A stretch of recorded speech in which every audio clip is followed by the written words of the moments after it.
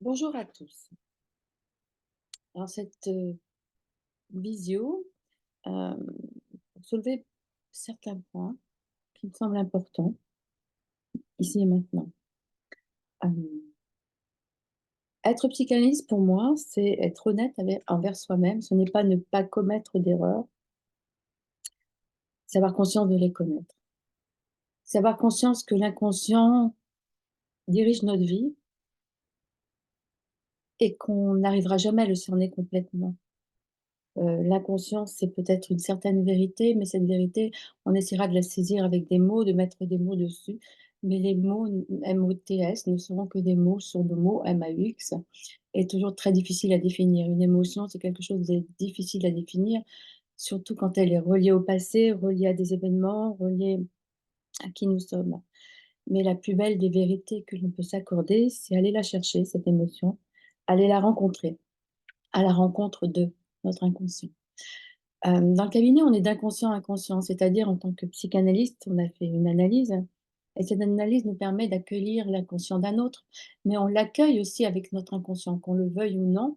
Hem, Même si on a une attitude, une déontologie, le masque n'est jamais complet, c'est pas possible. Faut être profondément honnête, c'est pour ça qu'il y a autant d'histoires de vie que de psychanalystes et qu'un psychanalyste peut correspondre à une personne et pas à une autre.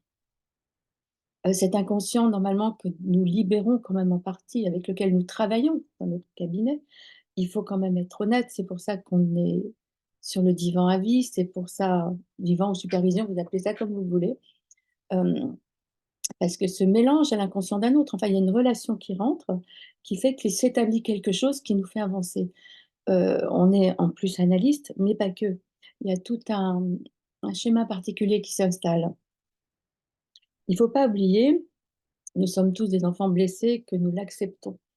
C'est pour ça aussi que nous sommes derrière ce bureau, que nous avons tous des traumas plus ou moins profonds, que ces traumas se réactiveront à un moment de notre vie, heu, d'une façon ou d'une autre, hein, ne serait-ce des fois par un oiseau qui passe, on va ressentir, un moment qu'on a une émotion qu'on a ressentie à un moment donné. Hem, Peu importe, les émotions sont là, elles font partie de nous.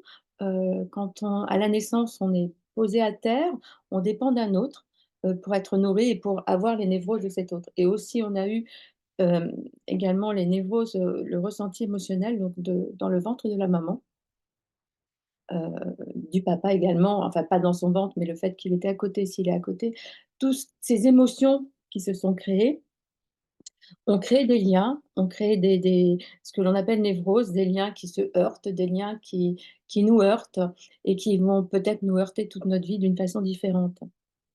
En plus, les choses traumatiques qu'on va vivre dans notre vie, c'est-à-dire qui vont bousculer ces émotions, nous amener à en souffrir, mais en souffrir pour mieux les comprendre, parce que nous sommes faits de souffrance, mais aussi de lumière et pour avoir la lumière, il faut toucher la souffrance. Alors quand on rencontre quelqu'un qui juge, que ça soit un professionnel, parce que dans les professionnels, il y en a également, heu, moi je me dis que la personne qui juge, c'est la personne qui est blessée par, parce que vous allez avoir un comportement émotionnel à un moment donné qui vous ressemble, qui vous appartient et qui peut éventuellement blesser un autre. Mais dans ces cas-là, la blessure qu'elle ressent lui appartient, en fait, elle ne vous appartient pas. Alors évidemment, je ne parle pas du serial killer ou des choses comme ça, je parle des choses, un petit peu, normées, si on peut dire ce mot, dans la psychanalyse et cette souffrance que l'on peut sentir, heu, par rapport à une blessure, on se protège en jugeant. Voilà, toi tu es ci, toi tu es cela, toi tu es cela. On se protège en mettant dans les cases, on se protège en mettant dans la bipolarité, psychotique et cetera. C'est une protection. Nous nous protégeons des autres de leur anormalité ou de ce que l'on a ressenti comme une anormalité à un moment donné, qui n'en est peut-être pas une en fait. Parce que quand on creuse, il n'y a pas beaucoup de bipolaires qui sont réellement bipolaires, de psychotiques qui sont réellement psychotiques. Je ne dis pas qu'il n'y en a pas, mais c'est une case facile où on met les gens un peu facilement. Donc il y a cette problématique-là. En tant que psychanalyste, je pense qu'entre psychanalystes, la plus belle chose que l'on peut s'accorder, c'est quand il y a un dysfonctionnement comme entre tous les humains, de regarder chacun en soi, regarder ce que cela implique, quelles blessures ça ranime. La psychanalyse m'a apporté ça en fait, dans ma vie.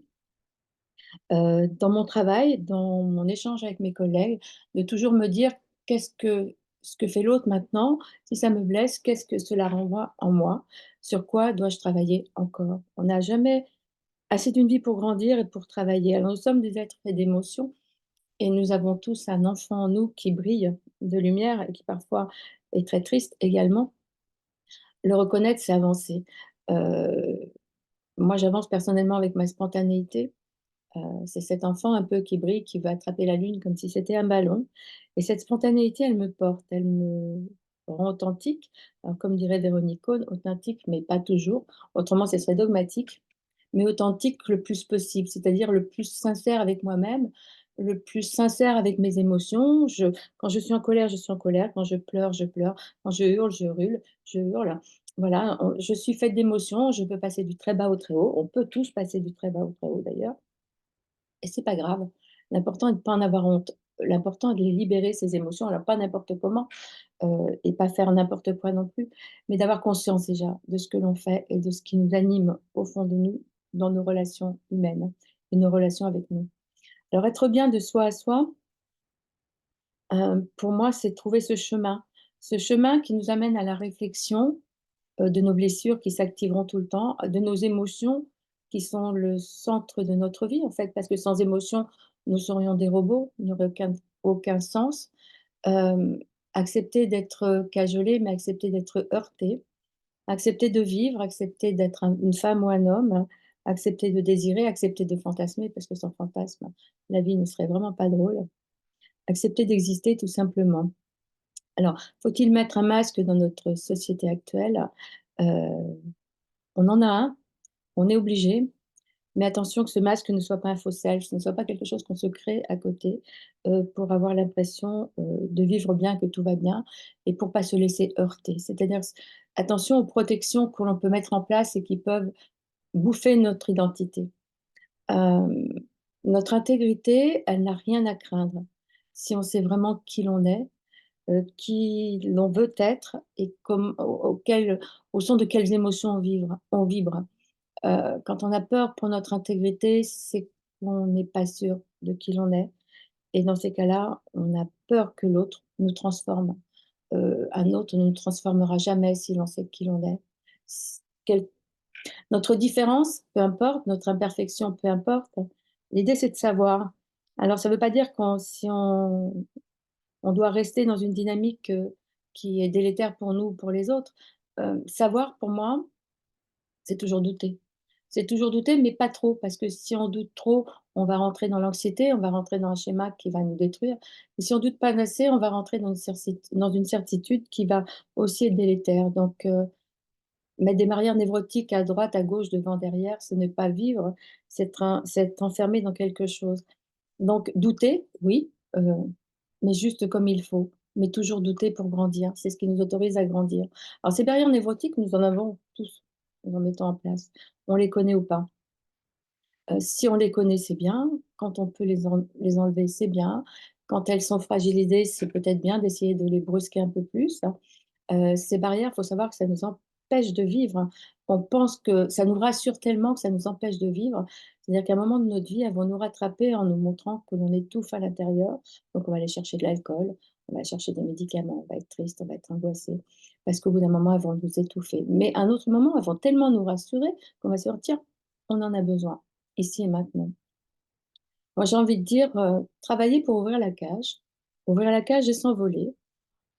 Se brûler les ailes, pourquoi pas, c'est pas grave, se dire qu'elles repousseront, que notre socle sécure, on le trouvera toujours quelque part, parce qu'il est réellement sa plus profonde vérité est au fond de nous et se dire que, bah, en fin de compte, on est tous des phénix, on renaîtra tous de nos cendres. Donc, l'idée, c'est de ne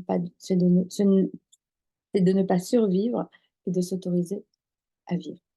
Maintenant, chacun son histoire, chacun son chemin, chacun son désir,